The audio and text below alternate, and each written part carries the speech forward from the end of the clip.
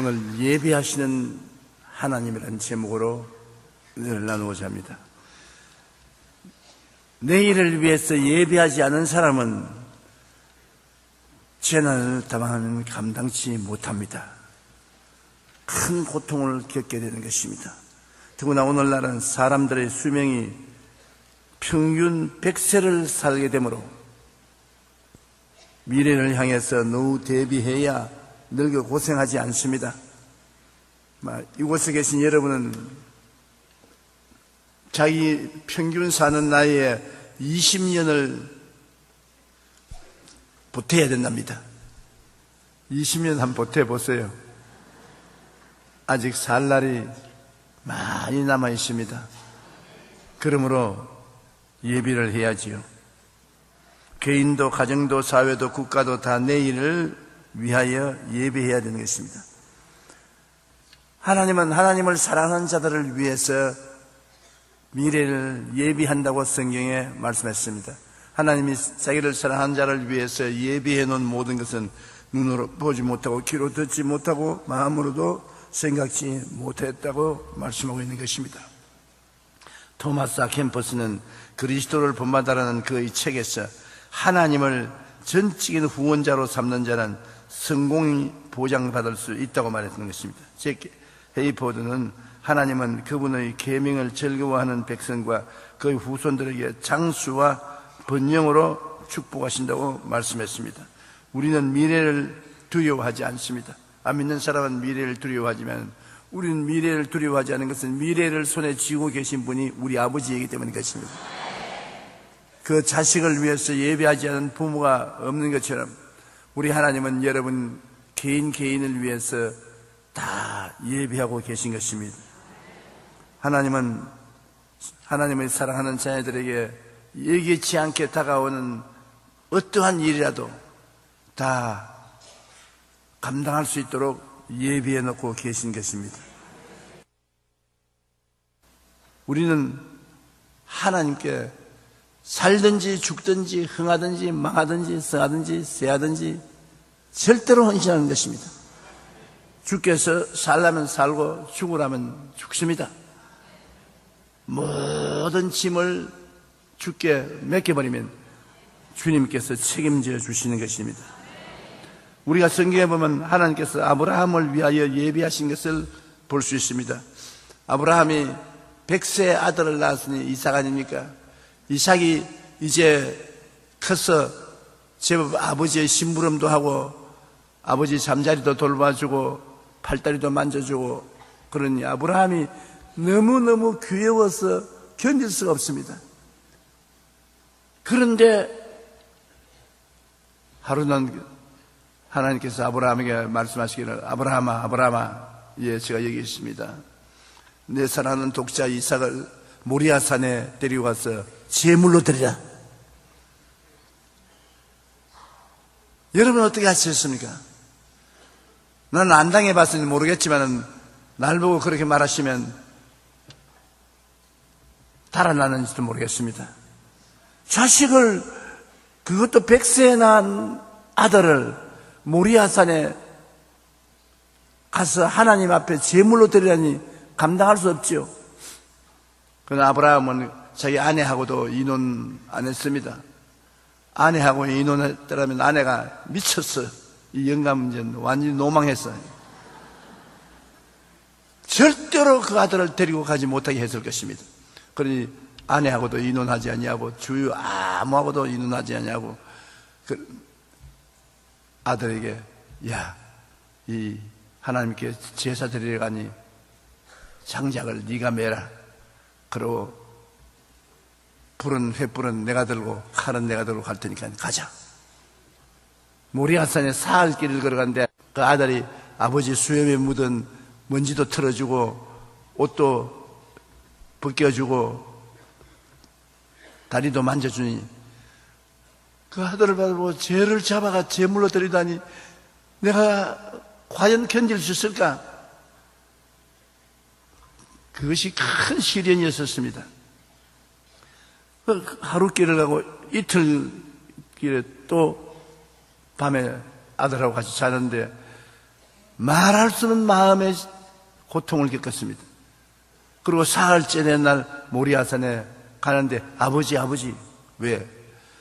여기 장작도 내가 어깨에 걸머쥐고 있고 불도 칼도 아버지가 가지고 있는데 제물을 드릴 양은 어디 있습니까? 아버지가 아들을 물끄러미 보면서 제물로 드릴 양은 하나님이 예비하신다. 그래서 모리아산에 와서 아들과 함께 제단을 만들고 장작을 펼쳐놓고 난 다음에 아들에게 아버지가 갑자기 달라들어서 묻습니다. 아버지, 무슨 일을 하려고 이렇게 합니까? 하나님이 너를 잡아서 제물로 드리라고 하신다. 아버지, 주무시지 못해서 잘못 생각한 거 아닙니까? 살려주십시오. 뭐 그랬는지도 모르겠습니다. 그러나 아브라함은 그 아들을 그 무엇보다 사랑하지만은 하나님보다 더 사랑하지는 않았다는 것입니다. 그래서 그 아들을 잡으려고 칼을 들어서 내리치려고 하는데 하늘에서 음성이 들어왔습니다. 아브라함아, 내 사랑하는 독자 외아들에게 손대지 마라. 네가 네 외아들도 아끼지 않고 내 명령에 순종해서 제물로 내놓는 거 보니 진짜 나를 사랑하는 줄 알겠다. 하나님이 세상을 이처럼 사랑하사 얼마나 사랑했습니까? 독생자를 주셨으니 자기가 가장 사랑하는 것을 내놓고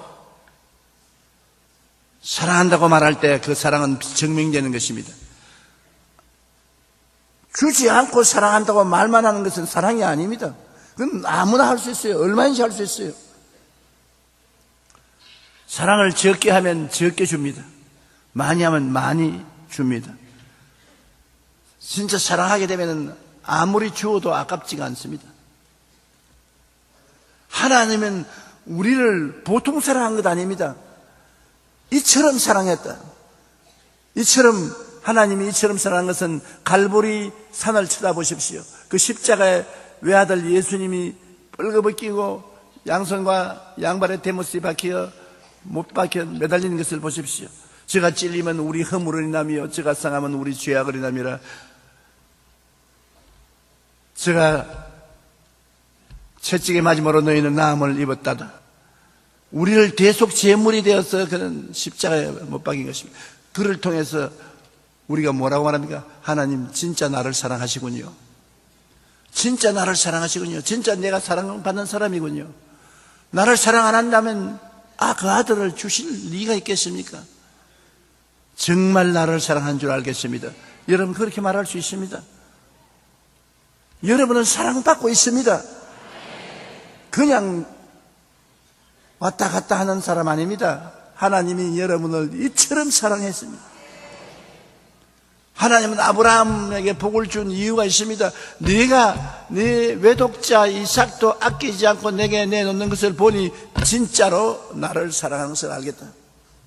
그 다음에 주님께서 내가 내게 복 주고 복 주며 번창케 하고 번창케 하려고 약속하신 것입니다. 그런데 사냥 소리가 들립니다. 매매 보니까 바로 아브라함 등 뒤에 넝쿨이 있는데 넝쿨에 산양이 뿔에 넝쿨에 걸려서 못 가고 버둥대고 있습니다. 하나님이 제물을 예비해 놓은 것입니다. 가서 그 산양을 가지고 와서 잡아서 제물로 드렸습니다. 그리고 아브라함이 그 산 제단 이름을 야훼 이레라고 했습니다. 야훼께서 예비하신다. 한번 따라 말씀해. 야훼 이레. 하나님이 여러분을 위해서 예비하시는 것입니다. 여러분이 하나님을 마음을 다하고 뜻을 다하고 정성을 다하여 사랑하면 그 다음 모든 것은 하나님이 예비해 주시는 것입니다. 요나를 위하여 예비하신 하나님을 우리가 요나서를 보면 알 수가 있는 것입니다. 하나님께서 요나에게 아수르의 수도 니느웨에 가서 니느웨가 회개하지 아니하면 40일 후에 하나님이 멸망하겠다고 선포하라고 말한 것입니다. 아수르는 이스라엘의 철천지 원수입니다. 계속해서 이스라엘을 침공하기 때문에 아수르는 이스라엘의 짓은 눈에 가십니다. 그러니 아수르의 수도 니느웨에 가서 40일 만에 회개하지 아니하면 하나님이 멸망시키겠다니 얼마나 기쁜 소식입니까? 요나는 뛸 듯이 기뻐했습니다. 망해야지. 그놈들 죽어야 살아.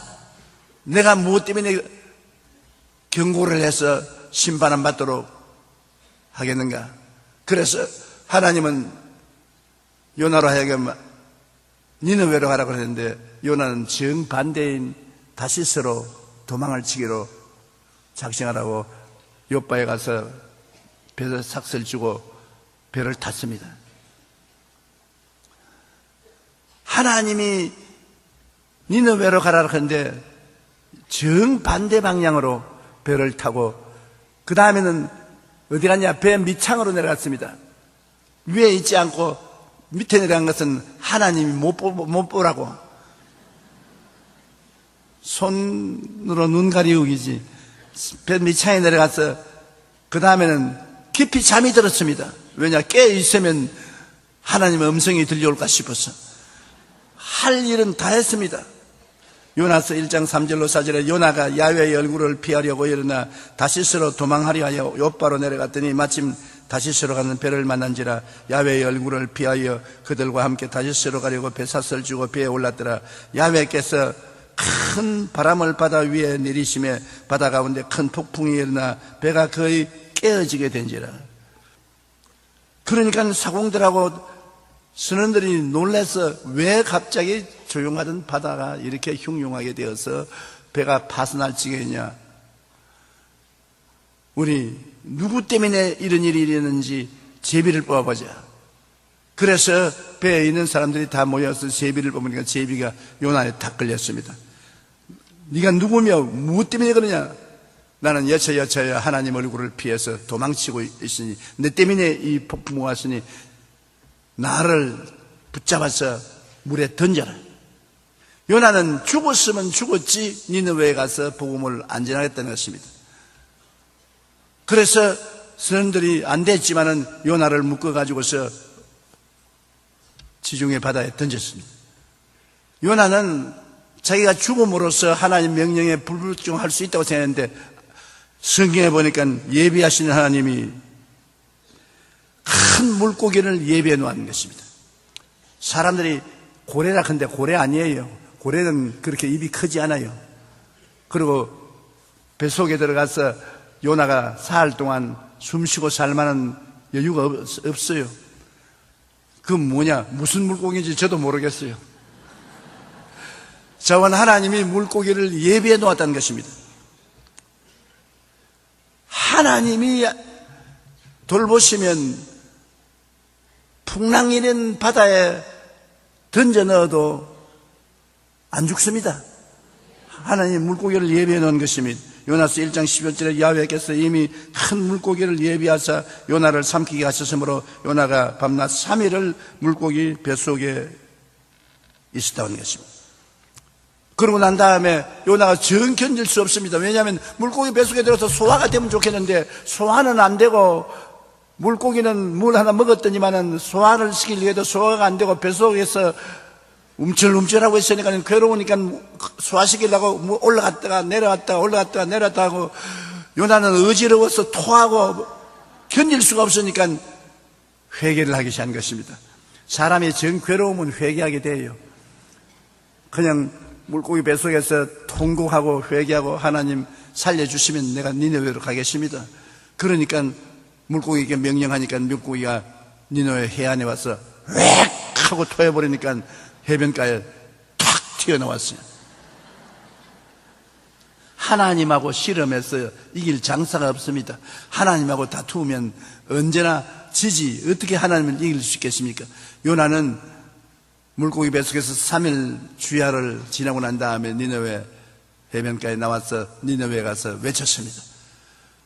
그는 살 길을 걸어갈 수 있어야 끝까지 갈 만한 큰 니느웨 도시에 회개하라. 회개하지 않으면 40일 만에 하나님께서 니느웨를 멸망시킨다. 그러면서도 요나 속으로는 회개하지 마라, 안 하면 참 좋겠다, 그런 생각을 가지고 있었습니다. 그러면서도 하나님 명령이니까 또다시 물고기 뱃속에 들어가기 싫으니까 회개하라, 40일 내에 하나님이 너희를 심판한다. 그런데 하나님의 성령이 역사하셔서 그 말을 들은 니느웨 도성 사람들이 모두 다 회개를 하기 시작한 것입니다. 모두 다 베옷을 입고 잿더미 위에 올라앉고 회개를 하고, 왕조차 이 소식을 듣고 보좌에서 내려와서 베옷을 입고 회개를 하기 시작한 것입니다. 회개는 사람의 힘과 능으로 안 되는 것입니다. 하나님의 성령으로 되는 것입니다. 성령이 오시면 회개 안 할 사람이 없습니다. 성령이 오시면 회개하여 눈물을 흘리고 통곡하고 하나님께로 나오게 되는 것입니다. 그래서 모두 다 회개하니까 요나는 하나님이 심판하실 것을 간절히 기대하고 성 위에 올라앉아가지고서 하나 불이 떨어지나 보고 있는데 햇빛이 내리비치니까 뜨거워서 견딜 수가 없어요. 요나는 나처럼 머리가 안 벗어졌기 때문에 나만큼 뜨겁지는 않을 것입니다. 저는 햇빛이 비치면 이대로 못 나가요. 뜨거워서 모자를 써야지. 근데 하나님은 요나를 불쌍히 여기셔서 그가 그 다음 하루 쭉 자고 일어나 보니까 하루 밤새 박넝쿨이 하나님 예비하셔서 그 머리를 덮어주었습니다. 박넝쿨이 적어도 그렇게 자라나려면 한 열흘쯤 자라야 될 것인데 하루 저녁에 박넝쿨이 우거져서 요나의 머리를 덮어쓴 것입니다. 요나서 4장 6절로 8절에 보면 하나님 야훼께서 박넝쿨을 예비하사 요나를 가리게 하시니 이는 그의 머리를 위하여 그늘이 지게 하며 그의 괴로움을 면하게 하려 하심이라. 요나가 박넝쿨을 말미암아 크게 기뻐하였더니 하나님이 벌레를 예비하사 이튿날 새벽에 그 박넝쿨을 갉아 먹게 하시며 시더니라.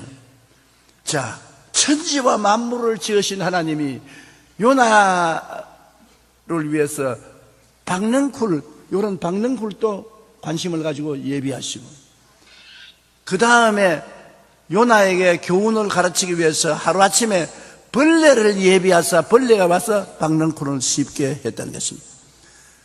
하나님은 큰 일만 한다고 생각하지 마십시오. 해와 달과 별같이 큰 것을 만들고 그것을 운행한다고만 생각하지 마십시오. 여러분 생활 가운데 지극히 환경까지도 하나님은 돌보아 주시는 것입니다.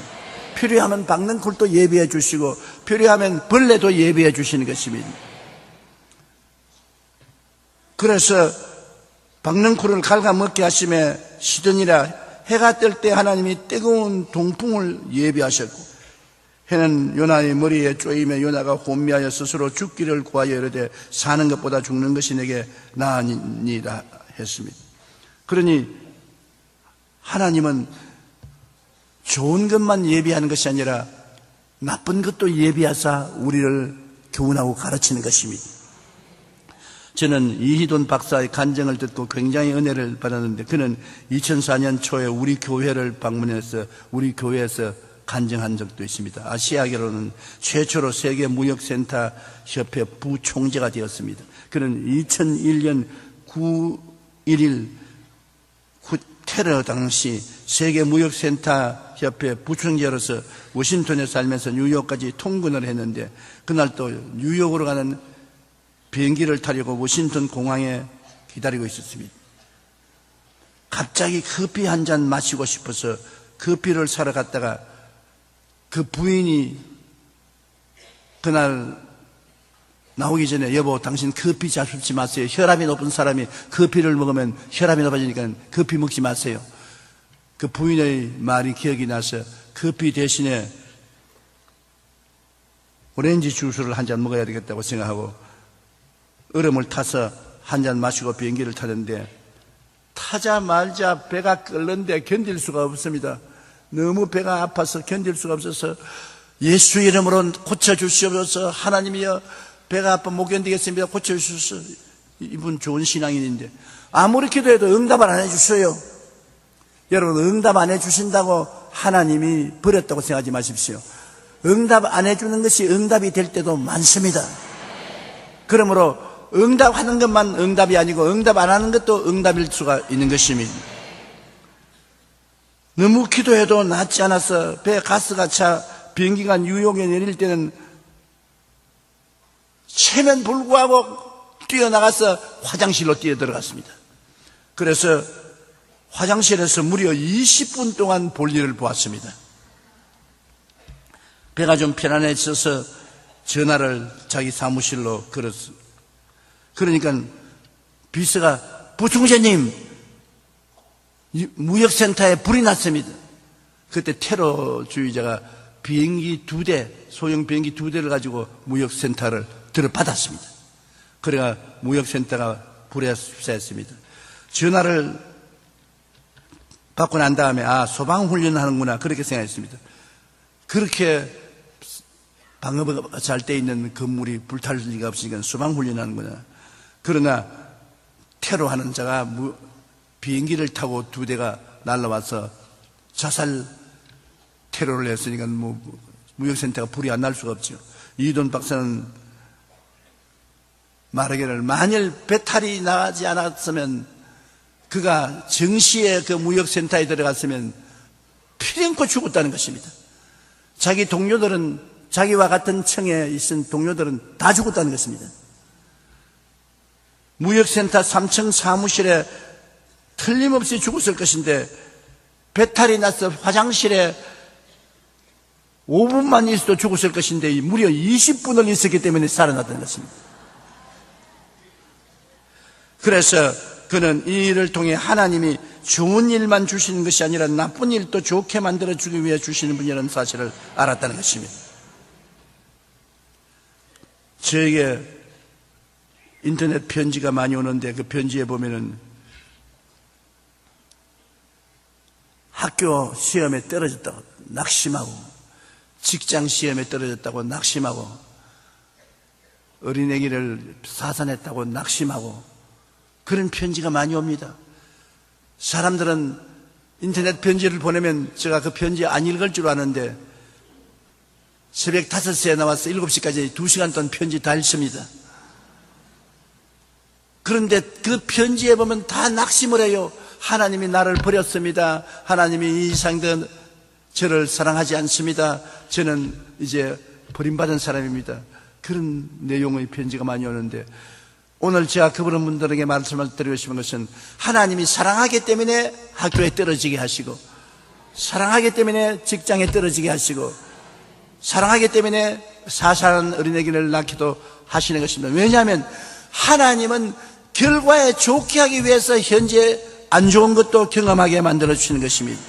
현재 안 좋다고 해서 결과가 안 좋은 건 아닙니다. 예수 믿는 사람은 하나님은 자기를 사랑한 자를 위해서 예비해 놓은 모든 것을 우리는 눈으로 보지 못하고 귀로 듣지 못하고 마음으로도 생각지 못한다고 말하는 것입니다. 우리는 하나님의 역사를 인간의 생각으로 판단하면 안 되는 것입니다. 좋은 것은 좋아서 좋고 안 좋은 것은 결과적으로 좋게 만들어 주기 때문에 좋은 것입니다. 우리 하나님은 좋은 하나님이신 것입니다. 그 아들을 아끼지 않고 우리에게 주시니까 그 아들과 함께 무엇을 선물로 주지 않겠습니까? 다급하게 생각하지 말고 긴 눈으로 바라보십시오. 아브라함은 75세 아들을 달라고 기도했는데 100살이 되었어야 아들을 받았습니다. 하나님은 급하지 않습니다. 여러분이 급하지. 하나님은 안 급합니다. 그러므로 느긋한 마음을 가지고 하나님께 기도하셨으면 기다리십시오. 조급하게 왜 하나님은 응답 안 주냐 발부둥 치지 마십시오. 여러분 생각대로 안 된다고 해서 하나님을 원망하면 안 되는 것입니다. 하나님은 여러분 생각대로 안 되게 한 것이 하나님은 여러분을 되게 만들기 위해서 그렇게 했다는 것을 알아야 되는 것입니다. 좋게 만들기 위해서 당장의 고난도 겪게 하시는 하나님인 것을 알아야 되는 것입니다. 우리의 삶에 보면 구원을 예비하신 하나님, 하나님은 여러분과 나를 위해서 구원을 예비해 놓으셨던 것입니다. 이사야 53장에 보면 예수님 오시기 700여 년 전에 이미 이사야를 통해서 예수님이 오셔서 우리 죄와 불의, 추악과 저주, 절망과 죽음을 대신 짊어지고 십자가에 못 박힐 것을 예언해 놓은 것입니다. 여러분과 나를 하나님이 부르신 것은 벌써 700여 년 전에 그리스도를 보내겠다고 예비해 놓고 알려주신 것입니다. 이사야 53장 4절로 6절 우리 다 같이 읽어보십시다. 그는 실로 우리의 질고를 지고 우리의 슬픔을 당하였거늘 우리는 생각하기를 그는 징벌을 받아 하나님께 맞으며 고난을 당한다 하였노라. 그가 찔림은 우리의 허물 때문이요 그가 상함은 우리의 죄악 때문이라. 그가 징계를 받음으로 우리는 평화를 누리고 그가 채찍에 맞음으로 우리는 나음을 받았도다. 우리는 다 양 같아서 그릇 행하여 각기 제 길로 갔거늘 야훼께서는 우리 모두의 죄악을 그에게 담당시키셨도다. 여기에 우리라고 말하지 말고 내라고 말해 보십시오. 그는 실로 나의 질고를 지고 나의 슬픔을 당했다. 여러분 무슨 병 들었습니까? 폐병입니까? 심장병입니까? 암입니까?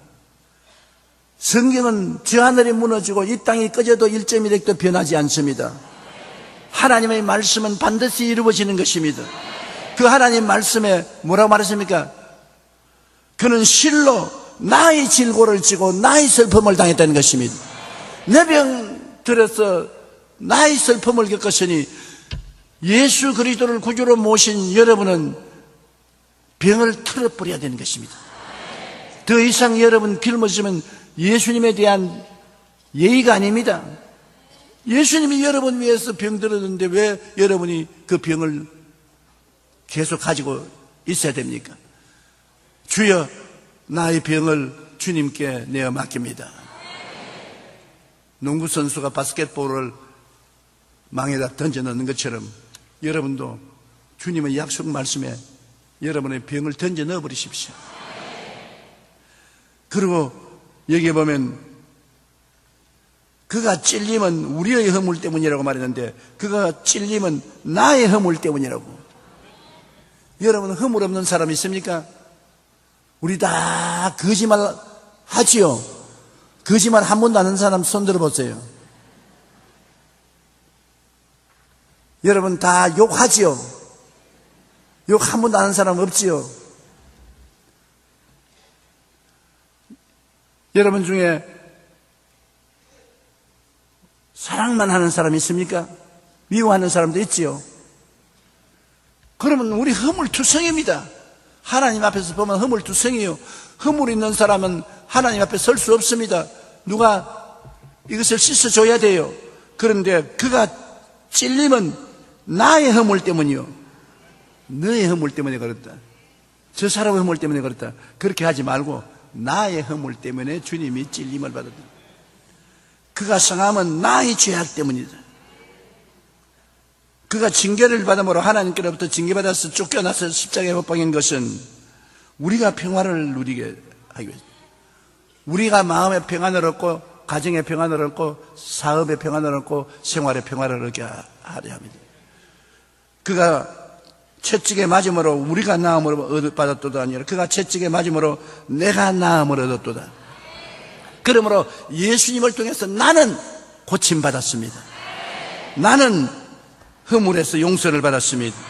나는 죄악에서 노연함을 받았습니다. 나는 평화를 얻었습니다. 그러니 내가 보통 부자가 아닙니다. 보통 사람이 아니에요. 여러분 때문에 하나님의 아들이 몸짓고 피 흘려서 십자가에 제물이 되었으니 그 제물을 헛되게 만들어서는 안 되는 것입니다. 우리는 그 제물을 깨닫고 믿음으로 받아들이고 입술로 시인하여 누려야 되는 것입니다.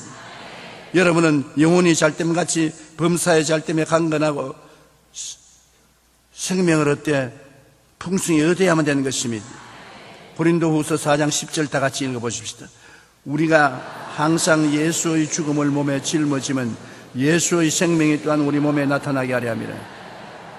예수의 죽음을 내 죽음이기 때문에 짊어지라는 것입니다. 예수의 죽음을 어떻게 짊어집니까? 여러분 생각에 예수님께서 내 병 때문에 십자가에 매달리시고 나의 허물, 나의 죄 때문에 매달렸다는 것을 마음에 깨달으라는 것입니다.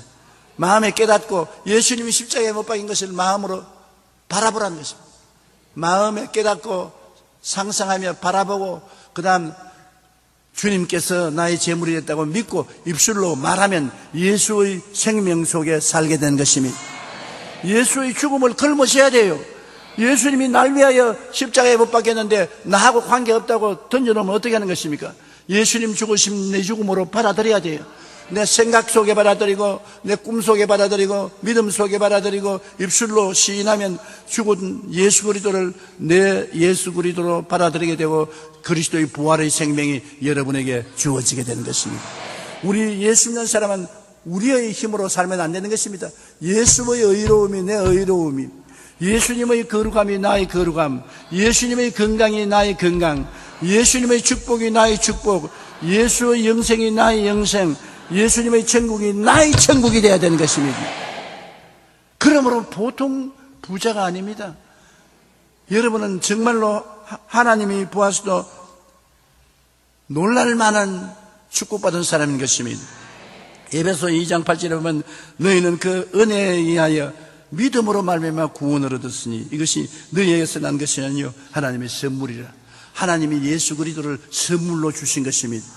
그는 여러분에게 준 하나님의 선물이요 예수 그리스도 안에서는 용서가 있고 거룩함이 있고 그 선물 안에는 치료가 있고 해방과 자유가 있고 축복이 있고 영생 천국이 있는 것입니다.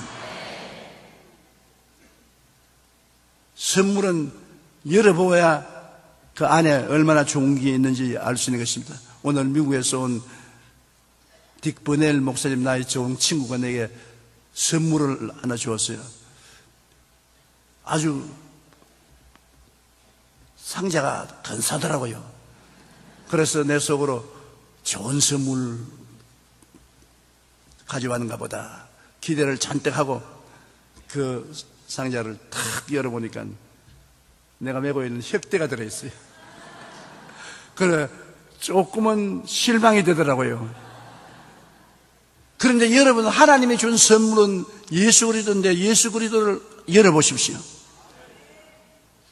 뭐가 나옵니까? 용서와 의가 나오고 거룩함과 성령 충만이 나오고 치료와 건강이 나오고 아브라함의 복과 형통이 나오고 부활 영생 천국이 나오고 영혼이 잘됨같이 범사의 잘됨에 강건하고 생명을 얻되 넘치게 얻는 축복이 나온다.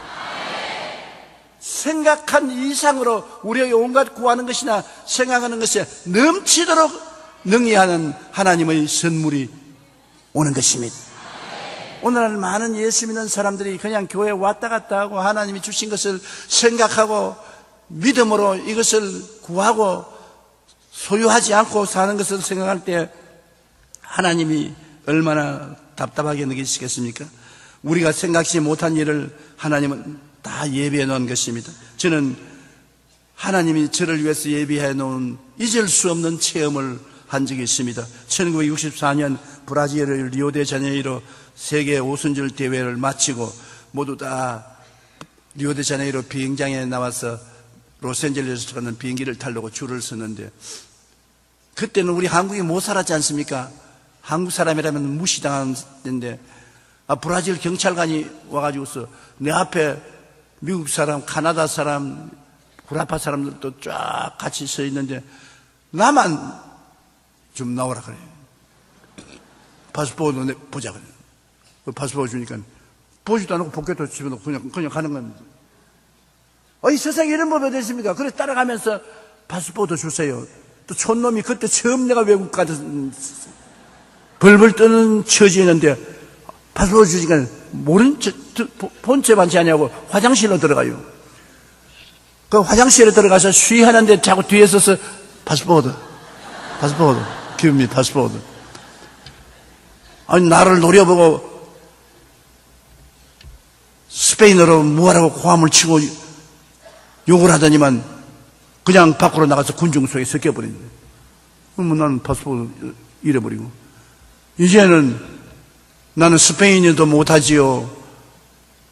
브라질은 처음 와보니 어디가 어딘지 모르지요.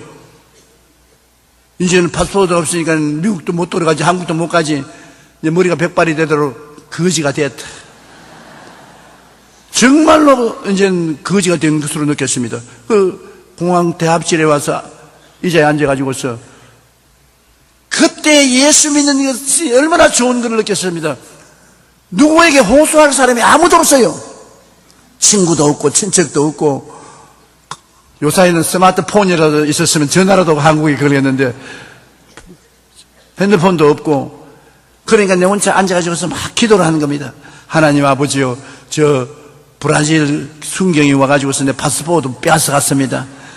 아버지여, 도로 찾게 해주시옵소서. 어떻게 살지 모르겠습니다. 주님이여, 찾게 해주시옵소서.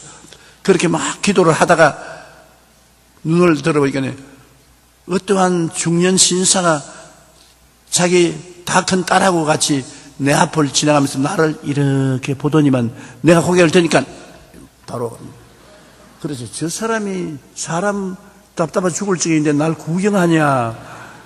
그 다음 또 내가 막 울면서 기도하다가 얼굴을 뜨니까 갔다가 도로 또 오면서 또 나를 쳐다보고 있다가 내가 고개를 드니까 또 이러고 갑니다. 그러면 나는 내가 답답하니까 할 말도 없고 그런 상황에 있으니까 그분이 나에게 와요. 오더니만 영어를 말하기에 너무나 반갑습니다. 그 나보고 악수하면서 나는 아담스, 얘는 내 딸 캐리인데 우리 브라질에 왔다가 지금 미국 상파울로로 선교사로 있는 사람인데 리오데자네이로 왔다가 상파울로로 지금 돌아가려고 하는데 당신이 10년 전에 내 친구 신학교 동기동창인 루피 리차드 목사님이 한국에서 교회를 개척했는데 그 교회 나오는 신자라고 해서 사진을 보냈는데 꼭 당신 같은 사람은 사진을 보냈다니.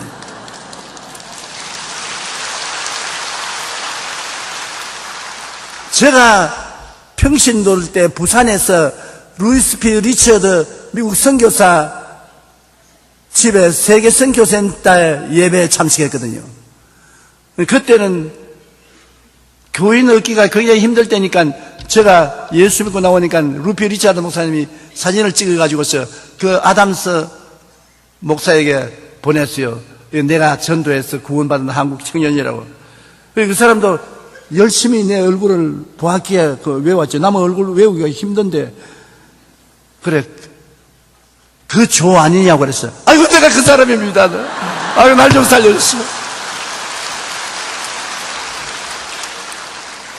그러니까 그분과 그 딸이 나를 데리고 시내로 들어가서 경찰서에까지 가가지고서 그 담당 형사를 찾아가니까는 그 담당 형사가 내 파스포르트를 쓰레기통에 던져놨어요.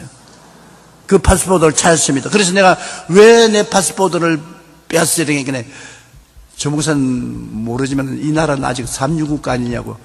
그 파스포르트를 내놓으라 할 때는 따라가면서 몇 푼 줬으면 그 자리에 얻는데 화장실에 가는 것은 돈 좀 내놓으라. 그러고 화장실에 갔는데 그걸 한 푼도 안 주고 자꾸 파스포르트 달라고 자꾸 손만 내미니까 이 사람이 돈 물어봐서 쓰레기통에 던질 수밖에 없다고. 그래 그 파스포르트를 찾아서 지금 비행기가 없으니까 우리 집으로 가자고. 상파울로로 같은 차를 타고 가서 대접을 얼마나 잘 받고 그 다음은 상파울로에서 비행기 타고 한국까지 잘 왔습니다. 제가 어려운 일을 당하면 언제나 그때 일이 기억이 납니다. 그때 절망상한 정말 절벽에서 떨어질 지인 절망상황에서도 하나님이 예배해 놓았더라. 10년 전에 이미 알고 예배해 놓으셨어요. 그러니 여러분도 지금 어려움을 당하지만 그 어려움을 해결할 수 있는 하나님의 능력이 10년이나 20년 전에 이미 준비되어 있는 것입니다. 그러므로 여러분이 수고하고 무거운 짐을 지지 말고 기도로서 주님께 내어 맡겨버리십시오. 우리가 원망하고 불평하고 탄식하고 미워하고 해봤자 우리만 손해보지 다른 사람은 손해보지 않습니다. 내 짐을 야훼께 맡겨라. 그래야만 제가 너를 돌보시리라고 말씀한 것입니다. 원수를 직접 갚지 말고 원수 갚는 것이 내게 있으니 내가 갚으리라고 말씀한 것입니다. 우리 하나님께서는 우리를 위해서 다 예배해 놓고 계신 것입니다. 신명기 31장 8절에 보면 야훼 그가 내 앞에서 가시며 너와 함께 하사 너를 떠나지 아니하시며 버리지 아니하시니 너는 두려워 말라 놀라지 말라. 한번 우리 같이 읽어보십시다. 얼마나 좋은지. 신명기 31장 8절. 야훼 그가 내 앞에서 가시며 너와 함께 하사 너를 떠나지 아니하시며 버리지 아니하시니 너는 두려워 말라 놀라지 말라. 야훼 하나님이 지금 여러분과 같이 계십니다. 앞에 계시고 옆에 계시고 함께 계시고, 그러니 두려워하지 말고 내가 맡기라는 것입니다. 그러면 어떻게 해야 될까요? 하나님 항상 예비해 놓으신 것을 우리가 믿고서 우리를 하나님 예비한 그 길로 가도록 도와달라고 기도해야 되는 것입니다. 구하라 그리하면 너에게 주실 것이요, 찾아라 그러면 찾아낼 것이요, 문을 두드리라 그리하면 너에게 열릴 것이니 구하는 이는 마다 받을 것이요, 찾는 이가 찾을 것이요, 두드리는 이에게 열릴 것이니라. 너희가 악한 자라도 좋은 것으로 자식에게 줄 줄 알거든 하물며 하늘에 계신 너희 아버지께서 구하는 자에게 좋은 것으로 주지 않겠느냐. 우리가 하나님께 구하고 맡기면 하나님이 이미 알고 예비해 놓은 것으로 우리를 이끌어 주시는 것입니다. 성령도 우리 연약함을 도우시는데 성령이 와서 우리를 하나님 예비한 것을 보여주고 이끌어 주시는 것입니다. 오직 하나님이 성령으로 이것을 우리에게 보이셨으니 성령은 모든 것 하나님의 기쁜 것이라 통달하시느니라. 사람의 일을 사람의 속에 있는 영 외에 누가 아리요. 이와 같이 하나님의 일도 하나님의 영 외에는 알지 못하느니라. 하나님의 성령이 우리를 위해서 다 아는 거 알고 계시고 인도해 주시는 것입니다. 자기 아들을 아끼지 아니하고 우리 모든 사람을 위하여 내어 주시니가 어찌 그 아들과 함께 모든 것을 우리에게 주시지 않겠느냐. 부모가 자식을 위해 예비하듯 그 아들을 우리에게 주신 하나님이 무엇을 예비해 놓지 않겠습니까? 미국의 32대 대통령이었던 루즈벨트 대통령 이야기입니다. 그는 극단적인 근시와 원시로 안경을 언제나 2개 가지고 다녔습니다. 하나는 끼고 하나는 포켓에 넣고. 그러니까 안경을 벗었다가 끼었다가 자꾸 이러니까 굉장히 괴롭지 않습니까? 그건 좋은 신자였으니까 하나님께 기도할 때 하나님이여 왜 다른 사람은 안경 없이 사는데 난 2개를 가지고 다니게 됩니까? 하나는 포켓에 넣어 있고 하나는 끼고. 번거로워 견딜 수가 없습니다. 수많은 사람들은 안경 없이도 살고 또 어떤 사람은 안경 하나만 끼고 사는데 왜 나는 안경 2개를 끼어야 합니까?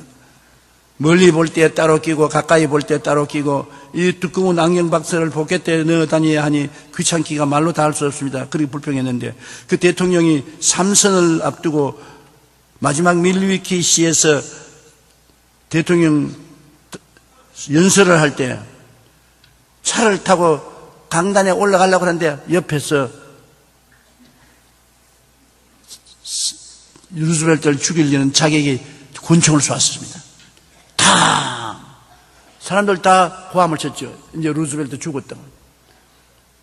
그래서 보좌관들이 옆에서 쫙 둘러싸고 루즈벨트를 끌어안으니까 루즈벨트가 다 밀어제끼고 강단에 올라가서 유유히 대통령 입후보 설교를 연설을 다 했단 말이에요. 사람들이 전부 다 정신이 빠졌어요. 지금 사람이냐 귀신이냐. 우리 눈앞에서 권총에 맞았는데 어떻게 저렇게 살아서 연설을 하냐. 그 연설을 다 하고 난 다음에 보좌관들이 그를 모시고 병원에 뛰어갔는데 총을 쏘았는데 총이 어디에 박혔느냐 하면 안경 박스에 박혔어요.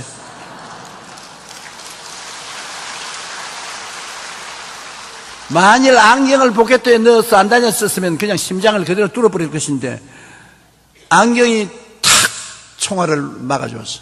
그래 루즈벨트가 그 자리에 무릎을 꿇고 하나님 안경 2개 가지고 된 게 감사합니다. 내가 총에 맞을 줄 알고 주님께서 나를 원시 근시로 해서 안경을 가까운 데 보는 안경, 먼 데 보는 안경 따로따로 해서 포켓에 안경집을 넣어 다니게 한 것을 감사합니다. 그러니 여러분 안 되는 것이 되는 것이라고요. 되는 것만 되는 것이 아닙니다. 그러므로 우리 걱정하지 말고 주님께 모든 것을 맡기십시다.